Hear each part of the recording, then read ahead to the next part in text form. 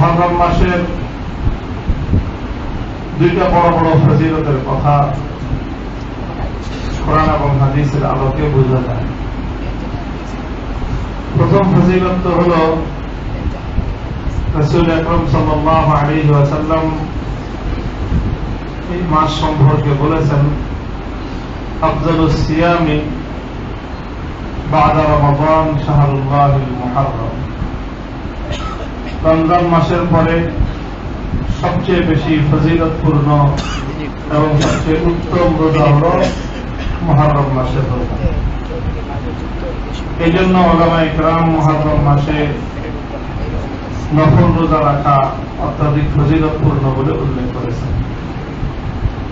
এটা হল মুহররম মাসের একটা বড় ফজিলত। মুহররম মাসের দ্বিতীয় আরেকটা ফজিলত হল যে এই মাসকে বলা হয়েছে শাহরুল্লাহ, এটা আল্লাহর মাস, শাহরুল্লাহিল মুহাররম। হাদিসের মধ্যে এই মাসকে আল্লাহর মাস বলে আখ্যায়িত করা হয়েছে। মুহররম মাসের বিশেষ গুরুত্বপূর্ণ একটা দিবস হল মুহররম মাসের 10 তারিখ, যেটাকে ইয়ৌম আশুরা বলা হয়। আশুরার দিবস আল্লাহ পাক রব্বুল আলামিন বছরের যেই সকল দিনগুলোকে, যেই সকল রাতগুলোকে অন্যান্য দিবস এবং অন্যান্য রাতের উপর বিশেষ মর্যাদা দিয়েছেন, তার মধ্যে অন্যতম একটা হল ইয়ৌমে আশুরা, আশুরার দিবস।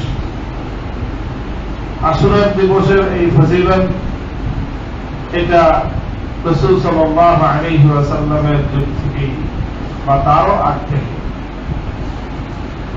আমাদের সমাজের মানুষের এক ধরনের ধারণা যে আশুরার দিনের সাথে তারা কারবালার প্রান্তরে হযরতে হুসাইন রাদিয়াল্লাহু তাআলা আনহুর মর্মান্তিক শাহাদাতের ঘটনার পরে মানুষ মনে করে যে 10ই মুহররম এটা হযরত হুসাইন রাদিয়াল্লাহু তাআলা আনহুর শহীদ হওয়ার কারণে এই দিবসের গুরুত্ব এবং এই দিবসের বিশেষ তাৎপর্য। এই ধারণাটা সম্পূর্ণ ভুল। হযরত হুসাইন রাদিয়াল্লাহু তাআলা আনহুর শাহাদাতের 60 বছর আগে, আরো বহু আগে রাসূল সাল্লাল্লাহু আলাইহি ওয়াসাল্লাম এই আশুরার দিবসের ফজিলত বর্ণনা করেছেন। এই দিবসের আমল নিজে করেছেন, উম্মতকেও করতে বলেছেন। অসংখ্য হাদিসের মধ্যে এই ধরনের তথ্য বর্ণিত হয়েছে। কানা আশুরা ইউসামু ক্বাবলা রমাদান, ফালাম্মা কানা রমাদান ফামান শাআ সামাহু ওয়া মান শাআ আফতার ওয়া মান শাআ লাম ইয়াসুম। আগে আশুরার দিনের রোজা রাখা ফরজ ছিল, যখন রমজান মাসের রোজা ফরজ ছিল না। পরবর্তীতে যখন রমজান মাসের রোজা আল্লাহর পক্ষ থেকে ফরজ করা হলো, তখন আশুরার রোজাটাকে ঐচ্ছিক করে দেওয়া হয়েছে। কেউ চাইলে রোজা রাখতে পারে, কেউ চাইলে রোজা ভাঙতেও পারে। তো আগে এক সময় আশুরার রোজা ফরজ ছিল, রমজানের জায়গায় আশুরার রোজা ফরজ ছিল। এই জন্য আশুরার দিনের ফজিলত অনেক আগে থেকেই। রাসূল সাল্লাল্লাহু আলাইহি ওয়াসাল্লাম যখন মদিনা শরীফে হিজরত করবেন, যে দেখলেন যে এই আশুরার দিনে ইহুদিরাও রোজা রাখে। পবিত্র মক্কায় কোনো ইহুদি থাকতো না, যার কারণে ইহুদিরা কি করে না করে এটা আল্লাহ নবী মক্কায় থাকতে দেখতে পারেন না। কিন্তু মদিনায় যে সকল জনবসতি ছিল, যে জাতিগুলো বসবাস করত, তার মধ্যে পৌত্তলিক মূর্তি পূজারী যেমন ছিল, ইহুদি জাতীয় ছিল। আল্লাহ নবী গিয়ে দেখলেন যে ইহুদিরা আশুরার দিনে রোজা রাখে। তো নবীজি জানতে চাইলেন যে আশুরার দিনে রোজা রাখার কারণ কি, ইহুদিরা কেন রাখে। তখন বলা হলো যে এই দিন হাযা ইয়াউমুন, এই দিন যেই দিন আল্লাহ পাক রব্বুল আলামিন ফিরআউনের জুলুম থেকে, অত্যাচার থেকে হযরত মূসা আলা নবিয়িনা ওয়া আলাইহিস সালাতু ওয়াস সালাম এবং তার উম্মতকে নাজাত এবং মুক্তি দিয়েছিলেন এবং ফিরআউনকে আল্লাহ পাক ধ্বংস করে দিয়েছিলেন। এই জন্য ফিরআউনের এই জুলুম অত্যাচার থেকে মুক্তির শুকরিয়া হিসেবে আল্লাহ পাক রব্বুল আলামিনের শুকরগুজারি আদায় করার জন্য মূসা আলাইহিস সালাম রোজা রেখেছেন। এই জন্য মূসা আলাইহিস সালামের পরে ইহুদিরা, মূসা নবীর উম্মতরা রোজা রাখে। এই কথা শুনে রাসূল সাল্লাল্লাহু আলাইহি ওয়াসাল্লাম মন্তব্য করলেন, নাহনু আহাক্কু বিমূসা মিনহুম, নাহনু আহাক্কু বিমূসা মিনহুম। ইহুদিরা তো শুধু মূসা নবীর অনুসরণের দাবি করে, প্রকৃত তারা মূসা আলাইহিস সালাতু ওয়াস সালামের আদর্শের অনুসরণ করে না। যেমনি ভাবে খ্রিস্টানরা ঈসা আলাইহিস সালাতু ওয়াস সালামের অনুসরণের দাবিদার, প্রকৃত ঈসা নবীর আদর্শের তারা অনুসারী নয়। বরং একমাত্র জাতি পৃথিবীতে মুসলিম জাতি যারা যেমনি ভাবে মুহাম্মদুর রাসূলুল্লাহ সাল্লাল্লাহু আলাইহি ওয়াসাল্লামের আদর্শের অনুসরণ করে, ঠিক তদ্রুপ মুহাম্মদ সাল্লাল্লাহু আলাইহি ওয়াসাল্লামের আদর্শের অনুসরণের মাধ্যমে পূর্ববর্তী সকল নবীদের তারা অনুসরণ করে। এই জন্য আমরা ঈসা আলাইহিস সালামের অনুসরণ করি, মূসা আলাইহিস সালামের অনুসরণ করি, ইব্রাহিম আলাইহিস সালামের অনুসরণ করি, কারণ শেষ নবীর অনুসরণ মানে সকল নবীর অনুসরণ। হযরত মূসা আলাইহিস সালাতু ওয়াস সালাম এর এই ঐতিহাসিক ঘটনা, এটা আশুরার দিনের সবচেয়ে তাৎপর্যময় ঘটনা হিসেবে প্রামাণ্য সূত্রে বর্ণিত। মূসা আলাইহিস সালাতু ওয়াস সালাম, আমরা ইতিহাস জানি, দীর্ঘ ইতিহাস। হযরত ইয়াকুব আলাইহিস সালাতু ওয়াস সালাম, যিনি হযরত ইসহাক আলাইহিস সালামের ছেলে, ইসহাক আলাইহিস সালাম ইব্রাহিম আলাইহিস সালামের ছেলে, ইয়াকুব আলাইহিস সালামের ছেলে ইউসুফ আলাইহিস সালাম। তো ইউসুফ আলাইহিস সালাতু ওয়াস সালাম ওনার বাবার সাথে থাকতেন কেনান, সেই বাইতুল মুকাদ্দাস, ফিলিস্তিনের এই সকল এলাকায় ওনাদের বসতি ছিল। সেখান থেকে ইউসুফ আলাইহিস সালাতু ওয়াস সালাম যে কোনো ভাবে চলে গেলেন মিশর, এবং এর পরবর্তীতে ইউসুফ আলাইহিস সালাম এবং তার অন্যান্য ভাইদের পরবর্তী উত্তরাধিকারীরা তারা মিশরেই থেকে গেল। মিশরে দীর্ঘদিন থাকার পরে এখানে ফিরআউনের রাজত্ব ছিল। ইউসুফ আলাইহিস সালাতু ওয়াস সালামের বংশধরী হলেন হযরত মূসা আলাইহিস সালাম। মূসা আলাইহিস সালাতু ওয়াস সালাম যখন নবুয়ত প্রাপ্ত হলেন, আল্লাহ পাক রব্বুল আলামিনের একত্র এবং তাওহীদের দাওয়াত দিয়ে আল্লাহ পাক রব্বুল আলামিন তাকে মূসা আলাইহিস সালামকে ফিরআউনের নিকট পাঠালেন। আল্লাহ পাক বললেন, ইযহাব ইলা ফিরআউনা ইন্নাহু তাগা, যাও, ফিরআউন বেশি বাড়াবাড়ি করতেছে, তাকে গিয়ে তুমি সত্যের দাওয়াত দাও, তাওহীদের দাওয়াত তাকে প্রদান করো। লম্বা ইতিহাস। মূসা আলাইহিস সালাম গেলেন ফিরআউনের কাছে, ফিরআউনের কাছে গিয়ে দাবি করলেন যে আল্লাহ পাক রব্বুল আলামিন আমাকে নবুয়ত দিয়ে তোমার কাছে প্রেরণ করেছেন এবং তোমাকে আল্লাহ পাক রব্বুল আলামিন তাওহীদের দাওয়াত গ্রহণ করার আদেশ দিয়েছেন। ফিরআউন জানতে চাইল যে তুমি যে নবী তার প্রমাণ কি। মূসা আলাইহিস সালামকে আল্লাহ পাক রব্বুল আলামিন একটা মুজিজা দিয়েছিলেন, হাতের লাঠি ছেড়ে দিলে সাপে পরিণত হতো। সবচেয়ে বড় মুজিজা এটাই ছিল হযরত মূসা আলাইহিস সালামের। তিনি মুজিজা প্রদর্শন করলেন, লাঠি ছেড়ে দিলেন, বিশাল সাপে পরিণত হয়ে গেল। আবার সাপের মাথায় হাত রাখলেন, লাঠি হয়ে গেল। যখন ফিরআউন এবং তার সভাসদের সামনে মূসা আলাইহিস সালাতু ওয়াস সালাম আল্লাহর পক্ষ থেকে প্রদত্ত এই মুআজিজা প্রদর্শন করলেন, তখন ফিরআউন তো সে যেহেতু আগে থেকে দাবি করত আনা রাব্বুকুমুল আ'লা, আমি হলাম সবচেয়ে বড় খোদা, এখন ফিরআউন মুসা আলাইহিস সালাতু ওয়াস সালামের এই মুআজিজার মোকাবেলা করার জন্য, এই মুআজিজাকে অস্বীকার করে প্রত্যাখ্যান করার জন্য সে বাহানা খুঁজতে লাগলো। সেই বাহানা সে তৈরি করল, সে দাবি করল যে এটা তো জাদু, তুমি জাদু দেখাইতেছ এবং আমি তোমাকে প্রতিদ্বন্দ্বিতা করার জন্য, মোকাবেলা করার জন্য দেশের সকল নামজাদা জাদুকরদেরকে একত্রিত করব।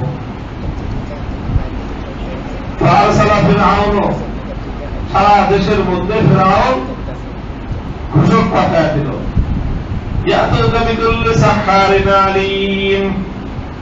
সারা দেশের সকল নাম করা জাদুকরদেরকে একত্রিত করা হোক। রাষ্ট্রীয় ঘোষণার পরে সকল জাদুকররা একত্রিত হল। জাদুকররা যে একত্রিত হল, আমি খুব সংক্ষেপে শিক্ষণীয় যে জায়গাটুকু সেই জায়গায় কথা বলার জন্য সংক্ষেপে চলে যাচ্ছে। সেখানে জাদুকররা আসলো, তারা মানুষের সামনে হযরত মুসা আলাইহিস সালাতু ওয়াস সালাম যে নবী না, তিনি পয়গম্বর না, তিনি একজন জাদুকর, এই কথাটা সাব্যস্ত করার জন্য ফিরআউনের সাথে ষড়যন্ত্র করে তারা একটা কূটে চাল তৈরি করল, একটা ষড়যন্ত্রের নীল নকশা তৈরি করল।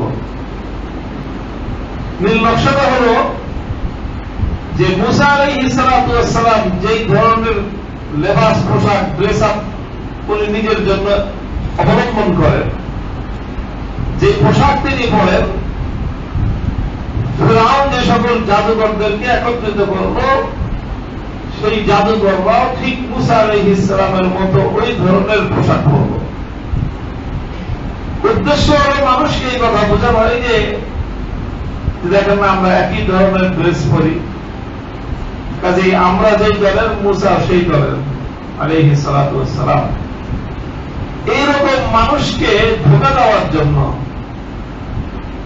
মানুষকে প্রতারিত করার জন্য, মুসা আলাইহিস সালাতু ওয়াস সালাম সম্পর্কে সমাজে ভুল পারসেপশন তৈরি করার জন্য তারা মুসা নবীর আল-খাল্লা এবং মুসা নবীর জুব্বা, ওনার কাপড় চোপড়, ওই রকম ড্রেস তারা পরিধান করত। এটা খুব গুরুত্বপূর্ণ ইনফরমেশন যে লেবাস পরলেই সবসময় প্রকৃত মানুষ হয় না।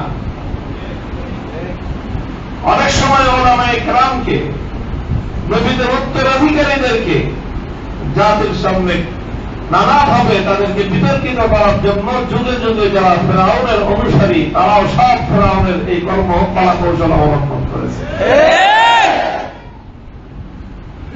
নানা জায়গায় এই ধরনের কার্যক্রম করা হয়।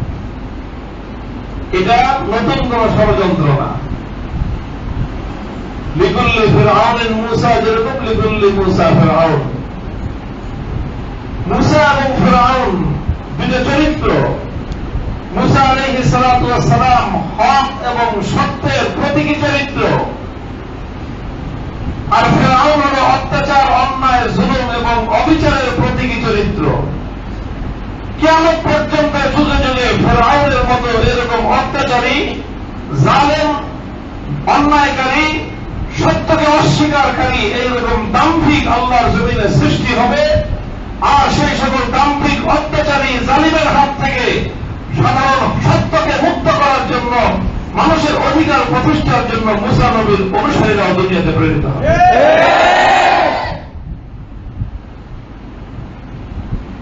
মুসা আলাইহিস সালাতু ওয়াস সালামের সামনে জাদুকররা এসে তারা জাদু প্রদর্শন করল।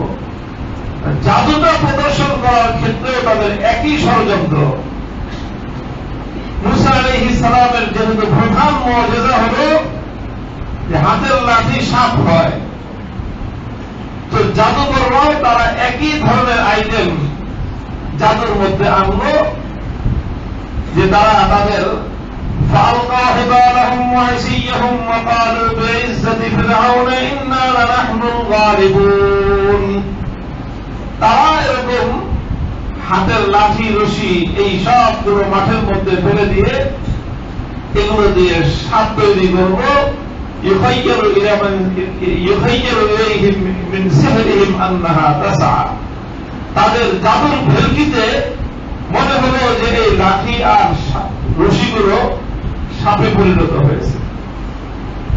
বাস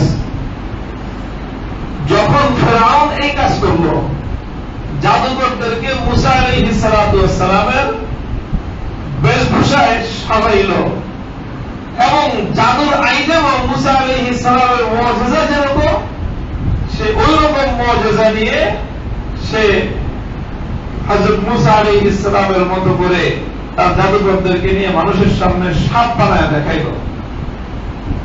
কোরআনে পাক বলেন এই জায়গায় এক আয়াতের মধ্যে فأوجس في نفسه خيفة موسى মুসা আলাইহিস সালাতু ওয়াস সালাম ফিরআউনের এই সাপ, ফিরআউনের জাদুকরদের বানানো সাপগুলো দেখে তিনি মনে মনে একটা ভয় পেয়ে গেলেন। মানুষ তো মুসা আলাইহিস সালাতু ওয়াস সালাম নবী হলে তিনি কি মানুষ, পয়গম্বররা সকলে মানুষ, মাটির তৈরি মানুষ, কাজে মানবীয় সকল বৈশিষ্ট্য তাদের মধ্যে থাকে। মুসা আলাইহিস সালাম একটা ভয় পেয়ে গেলেন। হযরত শাইখুল হাদিস রাহমাতুল্লাহ আলাইহি তিনি কোরআনের এই আয়াতের ব্যাখ্যায় বলতেন যে ভয়টা কিসের ছিল? সাপের ভয় না, মুসা আলাইহিস সালাম সাপের ভয় পান নাই। মুসা আলাইহিস সালাতু ওয়াস সালাম ভয় পেয়েছেন অন্য আরেকটা জিনিসের। সেই ভয়টা ছিল এই, মুসা আলাইহিস সালাম মনে মনে বললেন যে আল্লাহ, এমনিতেই তো এই ভণ্ডের দল প্রথমেই আমার মতো পোশাক পরে মানুষকে একটা বিভ্রান্তি তৈরি করা, মানুষের মধ্যে বিভ্রান্তি তৈরি করার ষড়যন্ত্রের একটা প্ল্যাটফর্ম তৈরি করে ফেলছে। এরপরে আবার কি করছে? আইটেমটা আনছে অন্য কিছু না, এখন তো কত রকম জাদু ইঁদু দেখায় জাদুঘররা, খাওয়ার ভেতর থেকে মিষ্টি খাওয়া যায়, জিলাপি বানায় দেয় বাক্সের ভিতর থেকে বের করে, কত কিছু বানায়, ওগুলি বানাইতো, কিন্তু কি করছে? সাপ বানাইছে। ওরা তো সাপ বানাইল।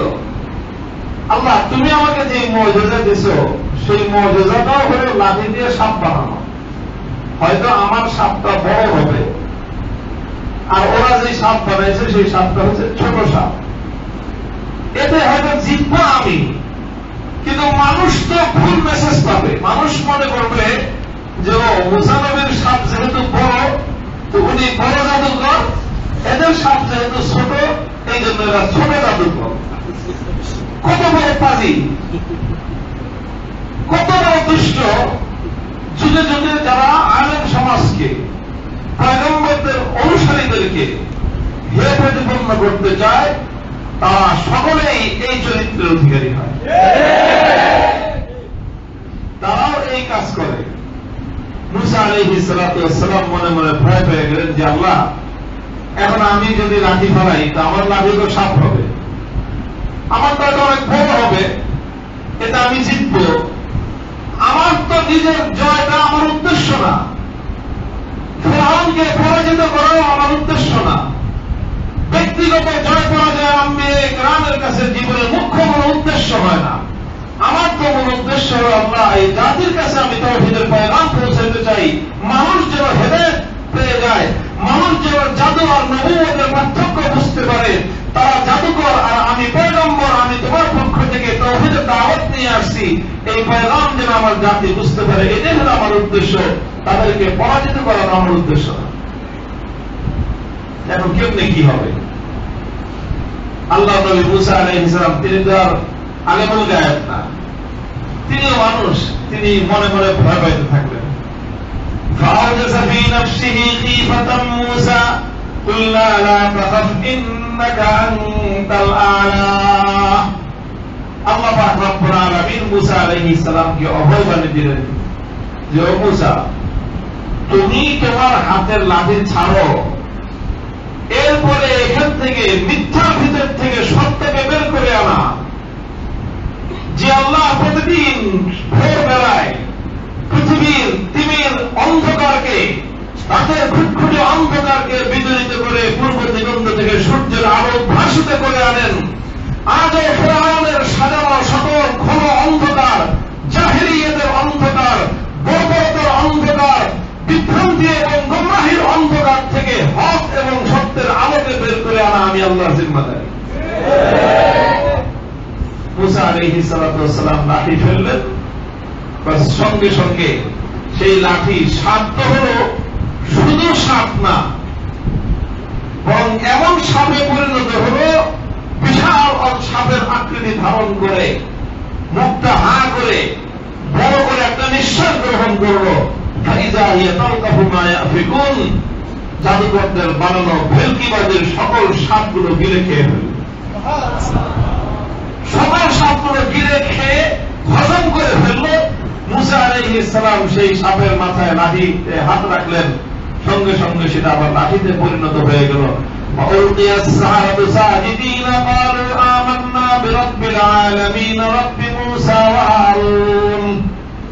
অন্য সকল দর্শকরা বুঝার আগে জাদুকররা বুঝে ফেলল আসল ঘটনা কি।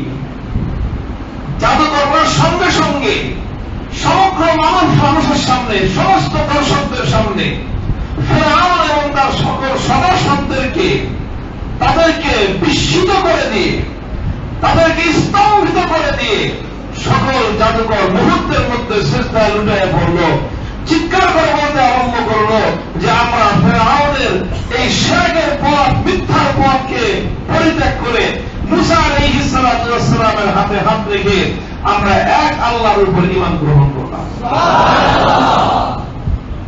কেন জাদুকর এটা করলো? কেন জাদুকর তার সাপ যখন মুসা আলাইহিস সালামের সাপ গিলে খেয়ে ফেলছে, তখন ওরা বুঝতে পারছে, ওদের সামনে প্রমাণ হয়ে গেছে যে আমরা যা বানাইছি এগুলো জাদুর সাপ, ভেলকিবাজের সাপ, অরিজিনাল সাপ না। এটা দেখতে সাপের মতো দেখা গেছে, জাদুর মাধ্যমে লাঠিকে অরিজিনাল সাপে পরিণত করা যায় না। আর মুসা আলাইহিস সালাম যে সাপ বানাইছেন ওটা ভেলকিবাজের সাপ ছিল না, ওটা অরিজিনাল সাপ হয়ে এমন সাপে পরিণত হয়েছে যে সব সাপগুলোকে গিলে খেয়ে মুহূর্তের মধ্যে হজম করে ফেলেছে। আমরা যেটা এনেছি সেটা জাদু, মুসা আলাইহিস সালাম যেটা প্রদর্শন করেছেন সেটা জাদু না। কারণ সেটাও যদি জাদু হতো, জাদু কোনদিন জাদুকে খেয়ে ফেলতে পারে না, জাদু কোনদিন আরেকটা জাদুকে নিঃশেষ করতে পারে না। শাইখুল হাদিস রাহমাতুল্লাহ আলাইহি বলতেন, ঘুমন্ত একজন মানুষ আরেকটা ঘুমন্ত মানুষকে জাগাইতে পারে না, বরং দুইটা ঘুমন্ত মানুষ একসাথে জাফরাজাফরি করে ভালো ঘুম দেয়। ঘুমন্ত মানুষকে জাগ্রত করতে হলে জাগ্রত মানুষের প্রয়োজন, মিথ্যাকে ধ্বংস করার জন্য সত্যের প্রয়োজন, অন্ধকারকে দূর করার জন্য আরেকটা অন্ধকার নয় আলোর প্রয়োজন। এরপর লম্বা ইতিহাস, এখান থেকে শুরু হলো মুসা আলাইহিস সালামের জয়যাত্রা। যেতে যেতে যেতে যেতে একটা পর্যায়ে গিয়ে ফেরাউন যখন চূড়ান্তভাবে পরাজিত হলো, মুসা আলাইহিস সালাতু ওয়াস সালামের সেই মুআজিজার লাঠির কারিশমায় যখন তিনি সমুদ্রের পথে রওনা করলেন, সেই লাঠির কারিশমায় আল্লাহ পাক রব্বুল আলামিনের হুকুমে বাহরে রুমের মধ্যে 12টা দরজা, 12টা রাস্তা তৈরি হয়ে গেল। মুসা আলাইহিস সালাতু ওয়াস সালাম সেই রাস্তা দিয়ে পার হয়ে গেলেন। আর ফেরাউন তার দলবল সহ মুসা আলাইহিস সালাম এবং তার অনুসারীদেরকে ধাওয়া করার জন্য, পাকড়াও করার জন্য, শাস্তি দেওয়ার জন্য পিছনে পিছনে ধাওয়া করে আসলো। মুসা আলাইহিস সালামের অনুসারীরা যখন সমুদ্রের মধ্যখানে, ফেরাউন তখন সমুদ্রের প্রান্তে রাস্তা তৈরি দেখে ফেরাউন মনে করল যে এটা তার উন্নয়নের মহাসড়ক।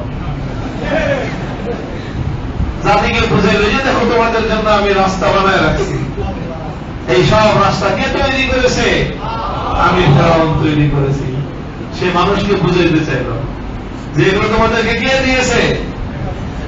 আমি ফেরাউন দিয়েছি। এই কথা সে বলল, সেই যুগেই বলেছিল, নতুন কোন কথা না। সব কৃতিত্ব নিজের দাবি করা, নিজে যেটা করছে সেটাও দাবি করে, যেটার মধ্যে তার কোন কৃতিত্ব নাই সেটাও নিজের দাবি করা, এটা ফেরাউনের আদর্শ, ফেরাউনের চরিত্র। এটা সে তার জাতির সামনে প্রমাণ করলো এই উন্নয়নের মানুষ হক এটাও আমার তৈরি, কাজেই তোমরা নেমে পড়ো, এটা আমি তোমাদের জন্য রেডি করে রাখছি। ফেরাউনের অনুসারীরা নামলো। মুসা আলাইহিস সালাম তার অনুসারীদেরকে নিয়ে যখন সমুদ্রের অপর প্রান্তে, ফেরাউন তখন তার দলবৎ সমুদ্রের মধ্যখানে। আল্লাহ পাক রব্বুল আলামিন মুসা আলাইহিস সালামকে বললেন, তোমার ওই হাতের লাঠির আখেরি কারিশমা দেখাও, ওই হাতের লাঠি দিয়ে আরেকবার এই সমুদ্রের মধ্যে পানিতে পানি মারো। আঘাত করার সাথে সাথেই উত্তাল তরঙ্গের সেই স্রোত বাঁধ ভাঙ্গা জোয়ারের মতো আবার প্রবাহিত হতে আরম্ভ করলো। ফেরাউনের সকল সেই লক্ষ লক্ষ দুর্ধর্ষ বাহিনী সব সমুদ্রের এই অতল অথই সমুদ্রের মধ্যে নিমজ্জিত হয়ে ধ্বংসপ্রাপ্ত হয়ে গেল।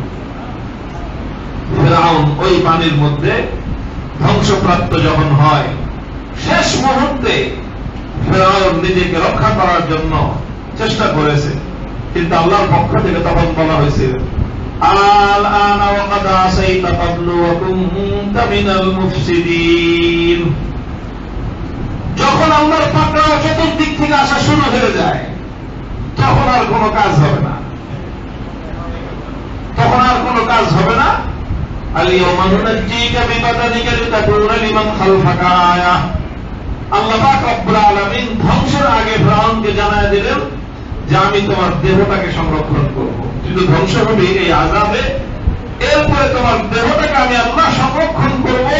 কিয়ামত পর্যন্ত পরবর্তীতে যারা যারা ফেরাউন হওয়ার চেষ্টা করবে তাদের সকলের জন্য তোমাকে দৃষ্টান্ত হিসেবে বিশ্ববাসীর সামনে আমি আল্লাহ হেফাজত করে রাখবো। কোরআনে কারীমের আয়াত, এই কথা আল্লাহ পাক রব্বুল আলামিন ফেরাউনকে তার ধ্বংসের আগে জানায় দিয়েছিলেন, মরবে ঠিক কিন্তু তার দেহটা পচবে না। এটা যে কোনো উপায়ে আল্লাহ পাক রব্বুল আলামিন সংরক্ষণ করবেন। আজও পর্যন্ত মিশরের পিরামিডের মধ্যে সেই ফেরাউনের মরদেহ সংরক্ষিত আছে। দুনিয়ার মানুষ সেটা দেখতে যায়, কিন্তু দেখেই আসে পর্যটকরা, কিন্তু জগৎবাসী দুঃখজনক বিষয় হলো তার যথাযথ শিক্ষাটা গ্রহণ করে না। মুসা আলাইহিস সালাতু ওয়াস সালাম পার হয়ে চলে গেলেন। আশুরার দিবস ছিল, পরবর্তী সময়ে তিনি এই দিনটাতে রোজা রাখতেন। আল্লাহর পয়গম্বর মুহাম্মদ সাল্লাল্লাহু আলাইহি ওয়াসাল্লাম যে কথাটা বলেছেন, হে উম্মতে মুহাম্মাদিয়া, আজ আমাদের সেই কথাটা গৌরবের সাথে স্মরণ করা দরকার। নাহনু আহাক্কু বিমূসা মিনহুম, নাহনু আহাক্কু বিমূসা মিনহুম। মুসা আলাইহিস সালাতু ওয়াস সালাম যেইভাবে ফেরাউনের সকল ষড়যন্ত্রের জালকে ছিন্ন করে তিনি তার জাতিকে নিয়ে আল্লাহর মেহেরবানিতে, আল্লাহর রহমতে সমুদ্র উতরে গেছেন, পরীক্ষায় পাশ করে গেছেন, আর তার পিছনে ছুটতে গিয়ে ফেরাউন যেভাবে ধ্বংস হয়েছে, ষড়যন্ত্রের পর ষড়যন্ত্র করেছে, ষড়যন্ত্রের চক্রান্তের জাল চতুর্দিকে বিস্তার করেছে, অনেক সময় মনে হয়েছে যে আর বুঝি পারা যাবে না। ওমাকারু মাকরহুম ওয়া ইনদাল্লাহি মাকরুহুম ওয়া ইন কানা মাকরুহুম লিতাযুলা মিনহুল জিবাল ফালা তাহসাবান্নাল্লাহা মুখলিফা ওয়া'দিহি রুসুলাহ ইন্নাল্লাহা আজিজুন যু ইনতিকাম। হে মানব জাতি, হে মুসলমান ভাইরা, মনে রাখেন আল্লাহ পাক রব্বুল আলামিন বলেছেন, ইসলাম বিরোধীরা, সত্যের দুশমনেরা, হকের ঝান্ডাকে যারা ধরাশায়ী করতে চায়, ভুলন্দিত করতে চায়, তারা কিন্তু সব সময় ষড়যন্ত্রের পথে হাঁটবে এবং তাদের ষড়যন্ত্র ভয়াবহ হবে। এমনকি তাদের ষড়যন্ত্র এমনও হতে পারে লিতাযুলা মিনহুল জিবাল, পাহাড়কে তার আপন জায়গা থেকে নড়িয়ে দেওয়ার মতো ভয়াবহ ভূমিকম্পের মতো ষড়যন্ত্র হতে পারে। কিন্তু বলে দেখো, ওয়া ইনদাল্লাহি মাকরুহুম ওয়া ইনদাল্লাহি মাকরুহুম। আল্লাহ পাক রব্বুল আলামিন সব ষড়যন্ত্রকে একদিন না একদিন এর পত্র বিচ্ছিন্ন করে দিয়ে আল্লাহ পাক ষড়যন্ত্রকে ব্যর্থ করবেন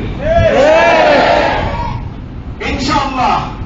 যেভাবে ফেরাউনের ষড়যন্ত্রের জাল ছিন্ন হয়ে মুসা আলাইহিস সালামের হাতে হকের ঝান্ডা সমুন্নত হয়েছে, আজ একবিংশ শতাব্দীর সারা দুনিয়ার সমস্ত ফেরাউনের অপশক্তির ষড়যন্ত্রের সকল জাল ছিন্ন হবে। আজকের যুগে মুসলমানদের সত্যিকার উম্মতেরা, সত্যিকার অনুসারীরা, পয়গম্বরদের অনুসারীরা ওয়ারাসাতুল আম্বিয়াদের হাতে হবে ইনশাআল্লাহ।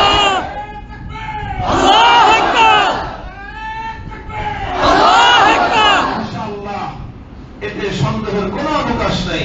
কামা আন্না দুনাল ইয়াউমি আল গাদ, কামা আন্না দুনাল ইয়াউমি আল গাদ, আজকের দিবস শেষ হওয়ার পরে আগামীকাল আসবে, এতে যেমন কোনো সন্দেহের অবকাশ নাই। বর্তমান চলমান এই সারা বিশ্বব্যাপী কুফরির রাজত্ব খতম হবে, সারা দুনিয়ার কুফরির আধিপত্য খতম হবে, তার এই শান শওকত দবদবা এবং তাদের বিজয়ের এই ভাব সমাপ্ত হয়ে ধ্বংসস্তূপের উপর ইসলামের কালেমার পতাকা উঠবে ইনশাআল্লাহ। পৃথিবীর দিকে দিকে তার আলামত শুরু হয়ে গেছে, খুরাসানের বাহিনী তৈরি হয়ে গেছে, দামিশকের যে মসজিদে যে মিনারাতুল বাইজা, যে শুভ্র সাদা মিনারে আসমান থেকে ঈসা আলাইহিস সালাম অবতীর্ণ হবেন, তিনি অবতরণ করবেন মর্মে আমাদের নবী as-সাদিকুল মাসদুক মুহাম্মদুর রাসূলুল্লাহ সাল্লাল্লাহু আলাইহি ওয়াসাল্লাম আমাদেরকে সংবাদ দিয়েছেন। সেই মিনারাতুল বাইজা ধোয়া মোছার কাজ শুরু হয়ে গেছে।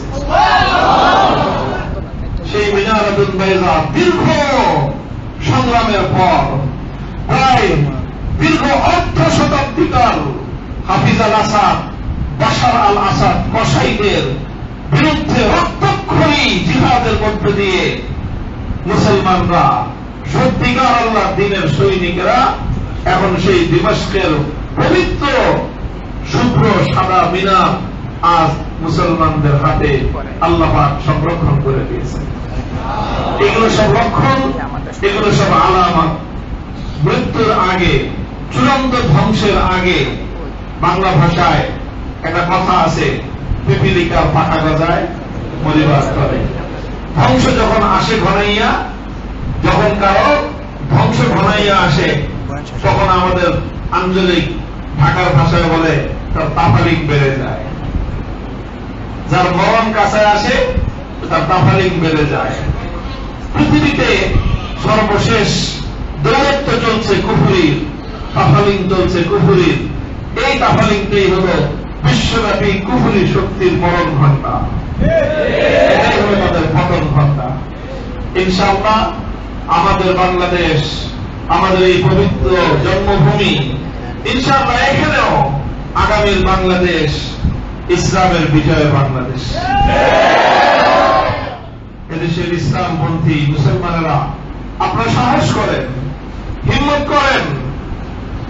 সাধারণ মানুষ আপনারা একটা বিষয়কে নিজেদের মধ্যে আত্মস্থ করে নেন যে আল্লাহ পাক রব্বুল আলামিন যে নবুয়তের আলোর মাধ্যমে সারা দুনিয়াকে আলোকিত করেছেন, দুনিয়ার মানুষকে আল্লাহ পাক সকল উৎকর্ষতা, সকল সভ্যতা, সকল উন্নতির চূড়ান্ত শিখরে আল্লাহ পৌঁছে দিয়েছেন সেই ওয়াহির মাধ্যমে। সেই ওয়াহির সত্যিকার এলেম যে আলেম সমাজের কাছে আছে, ইনশাআল্লাহ সেই আলেম সমাজের হাত ধরেই উম্মতে মুসলিমার প্রকৃত মুক্তি আসবে।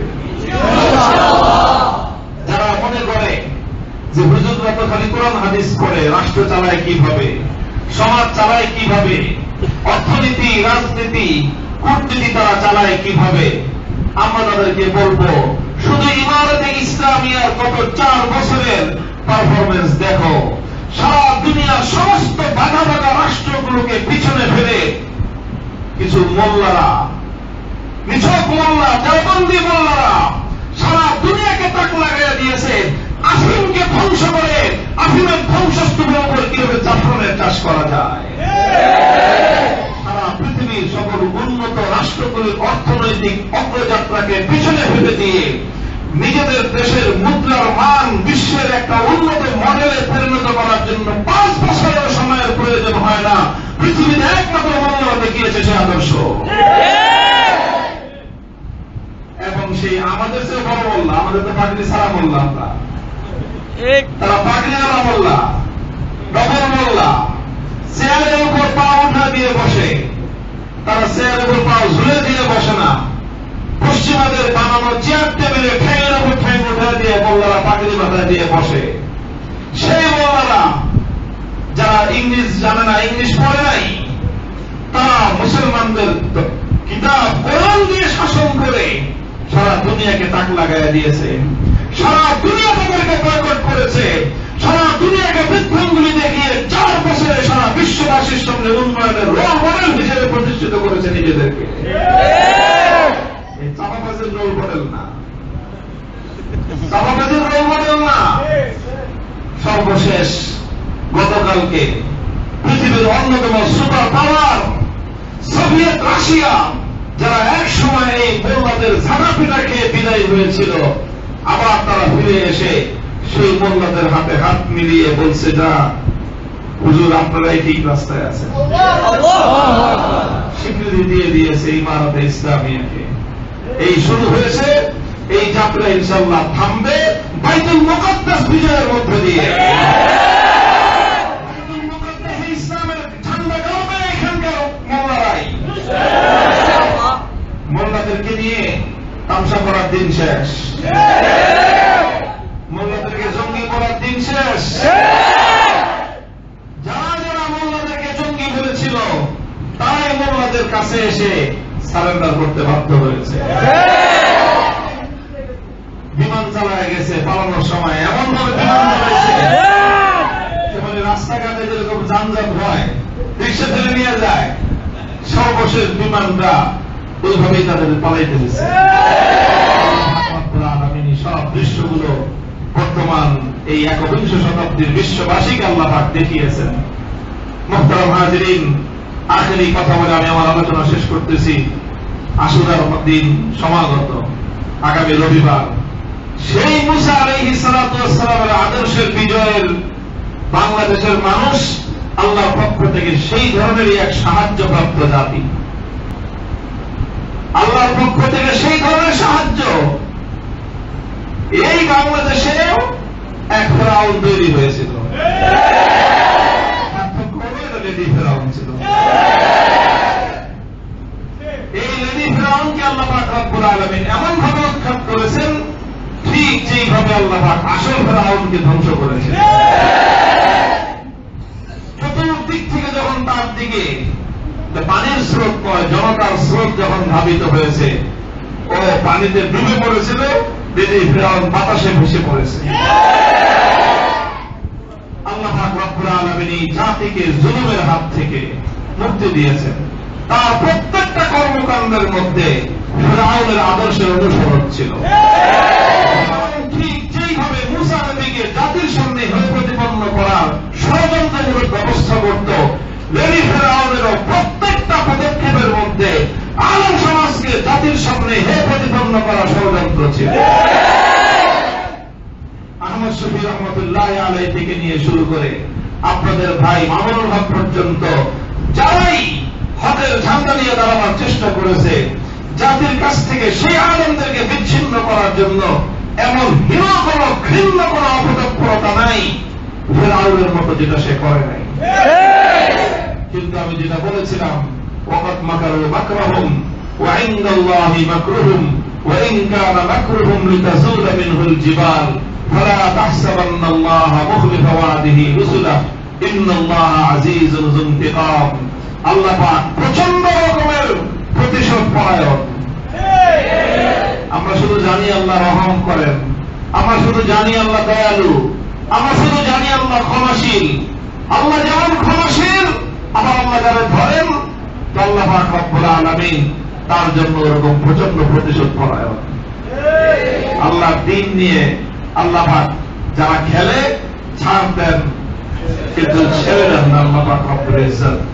আল্লাহ পাক রব্বুল আলামিন বাংলাদেশের মানুষকে তা চাক্ষুষ দেখিয়েছেন। এই ধরনের ঘটনা শতবর্ষে একটা ঘটে।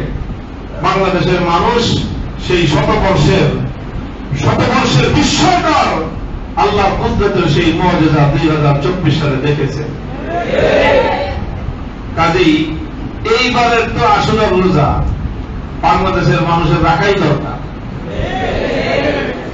অন্যবার যাই করছি না করছি, মুসা আলাইহিস সালাম যেভাবে ফেরাউনের হাত থেকে মুক্তি পাওয়ার পরে তিনি আসলে রোজা রাখছিলেন, বাংলাদেশের মানুষ এইবার অন্তত লেডি ফেরাউন থেকে মুক্তির এই বছরে আসলে প্রথম আসছে তার ধ্বংসের পর।